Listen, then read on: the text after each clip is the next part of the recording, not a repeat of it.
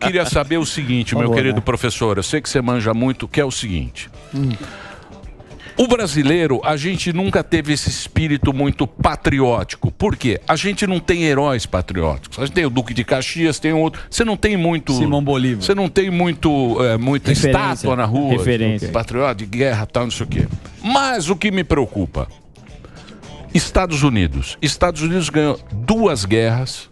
Ganhou a primeira. Perfeito. Participou da primeira na vitória. Ganhou a Segunda Guerra Mundial. Pô, são os caras que coloca a bandeira. Vencedor. Tem know-how. Vencedor. É vencedor. 30% dos americanos hoje não se preocupam com patriotismo. Não são mais patriotas. Querem que se Não tem mais bandeira em casa. Não tem mais bandeira, eles querem que se dane.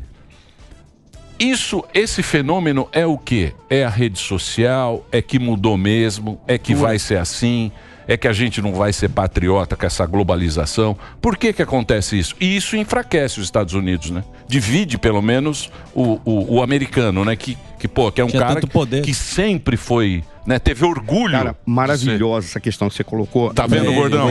Maravilhosa. Olha que pontual. Eu vou te dizer por qual razão. O que aconteceu do século XX?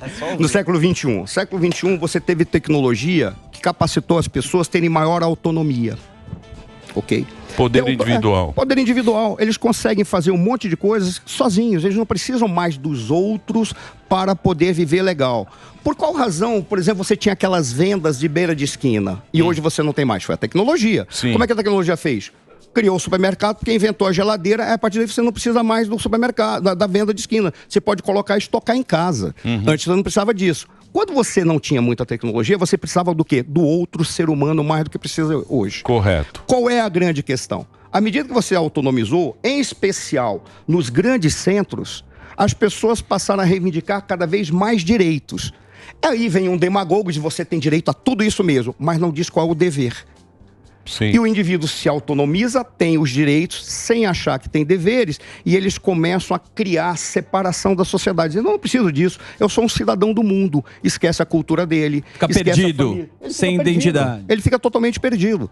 Mas aí, quando você joga e lança esse problema, você diz assim, pô, mas então... O que aconteceu, afinal de contas? A esquerda tomou conta desse discurso de autonomia para usar todo mundo a partir de uma lógica de você tem que me ajudar a desestruturar ou a derrubar esse sistema que está, porque ele é o causador da tua pobreza. Você já tem um dono, mas você não é rico.